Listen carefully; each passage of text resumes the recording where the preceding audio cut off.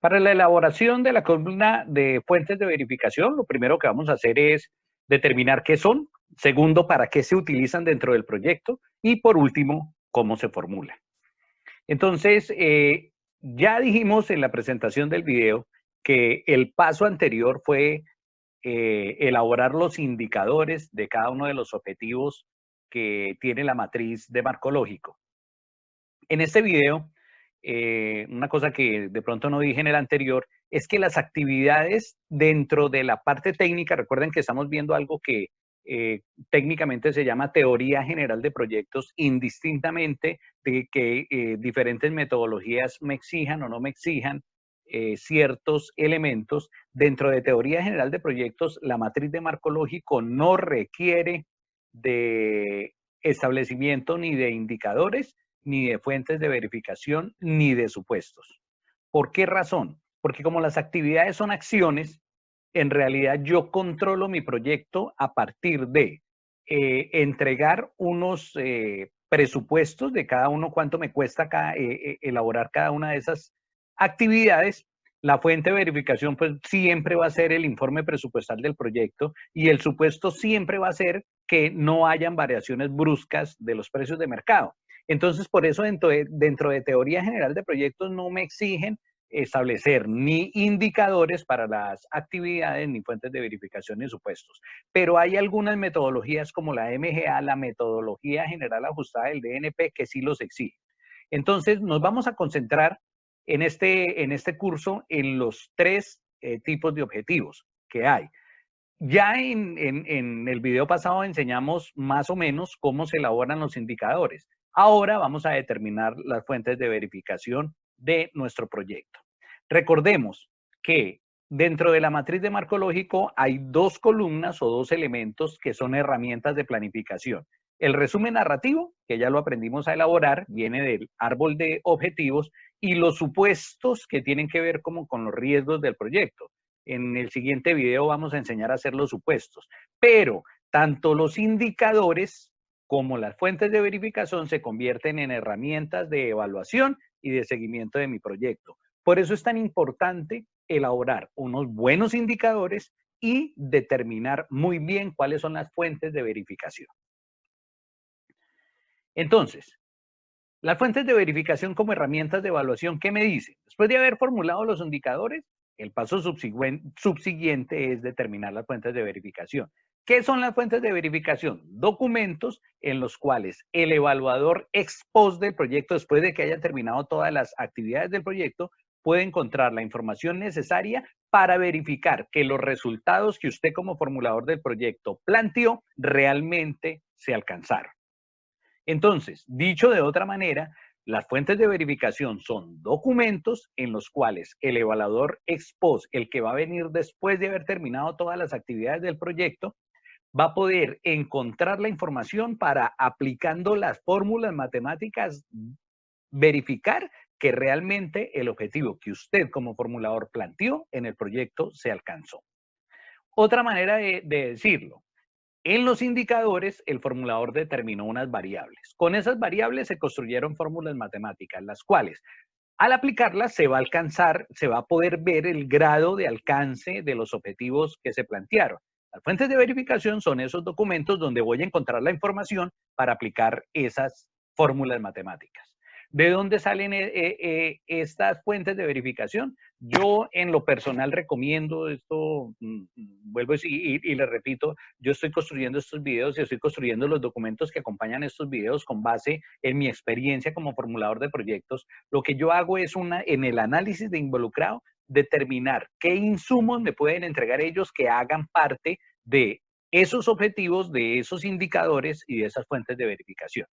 Recordemos que en el enfoque de marco lógico, cuando estoy construyendo el árbol de problemas, tengo que hacerlo con los involucrados. Entonces yo les doy un rol dentro el papel que van a cumplir dentro del proyecto. Digo, son cooperantes, son oponentes, son perjudicados o son beneficiarios.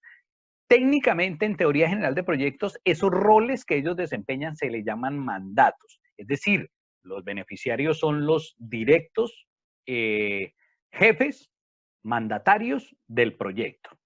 Entonces, recordemos que más o menos este es el cuadro de análisis de participantes que Yo les envié en el PDF que acompaña el primer video cómo elaborar un árbol de problemas. Entonces lo que yo hago es que identifico el tipo de participante, identifico el mandato es decir, cómo va a participar dentro del proyecto, el rol que va a desempeñar y analizadas estas tres variables determino el tipo de información que me puede entregar ese participante del proyecto. Entonces, yo sencillamente cambio un poquitico el cuadro anterior, escribo tipo de participación, el rol y el tipo de información que puede aportar al proyecto. Por ejemplo, un oponente o un perjudicado puede establecer una acción de tutela, una acción de cumplimiento. Entonces, yo la tengo en cuenta aquí en este documento y después es probable que esa información que él aporte se convierta en una fuente de verificación. Después de que hago ese análisis, ¿qué sigo? Entonces, primero definimos el tipo de información y los documentos que va a aportar el participante y lo siguiente que hago es de esos documentos que él me va a aportar, de esa información que él me va a aportar, la contrasto para saber cuáles son pertinentes con los indicadores y con los objetivos que escribí en mi matriz de marco lógico. Es importante establecer una cosa, los documentos que no sean de entidades oficiales, tanto a nivel público como a nivel privado. ¿Por qué? Porque un documento oficial es un informe de la Cámara de Comercio, por decirlo de alguna manera. Un documento oficial es el informe de una EPS, así sea privada, pero son documentos oficiales. Los que no sean documentos oficiales, es necesario que usted como formulador diga que se deben construir dentro del proyecto, que hay que archivarlos con el proyecto y que hacen parte de toda la documentación del proyecto. Si alguno de ustedes es certificado en el PMI, recordará que es algo que nos recomienda el Project Management Institute en el sentido de guardar absolutamente todos los documentos que se generan en el proyecto por dos razones. Primera, porque se van a convertir en activos de posteriores proyectos. Y segunda, porque a veces cuando las entidades no son oficiales, los documentos tienden a desaparecer. A mí me sucedió. Hicimos unas reuniones, hicimos un proyecto de fortalecimiento de las juntas de acción comunal. Las listas de asistencia, las actas de reuniones, todas quedaron archivadas en la Junta de Acción Comunal y cuando cambiaron a los dignatarios se perdieron los documentos. Vino la evaluación ex post y me decían, venga, ¿dónde están esas reuniones? No, pero es que deben estar archivadas en el archivo, valga la redundancia, de la Junta de Acción Comunal, pero como se habían ido los dignatarios, normalmente se llevan la información. Entonces, ojo, a partir de ahí yo aprendí que es necesario que dentro del proyecto se establezca dentro de las actividades la construcción de esos documentos y el archivo, cuando no son documentos oficiales. Entonces, una vez definida esta salvedad, ¿qué tipos de fuentes de verificación se pueden establecer? Primero, documentos oficiales de cualquier índole donde yo determine, por ejemplo, en salud.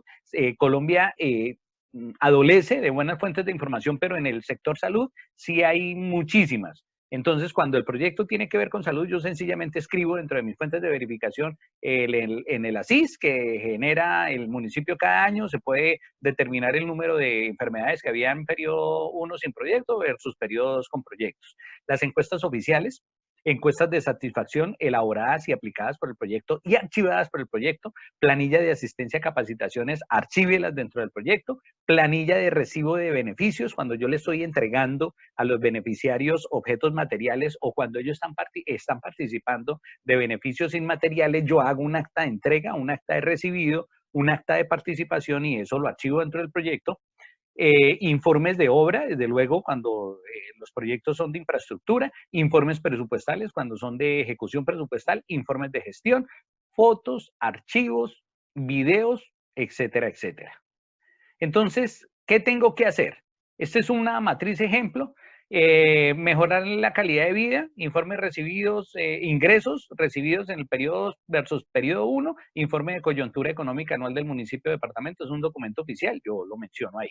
Número de enfermedades, ASIS, informe anual de salud del municipio. Número de horas de capacitación, planillas de asistencia a la capacitación archivadas por el proyecto. Número de consultas, informe de consultas realizados por la institución prestadora de salud, así sea privada. Metros lineales de alcantarillado construido, informes de obra. Frente a las actividades, informe de ejecución presupuestal del proyecto. Es así de sencillo las fuentes de verificación. Recuerden leer el PDF, elaborar los cuestionarios de autoevaluación y continuar con el caso práctico que están trabajando. Muchas gracias y nos vemos en un próximo video.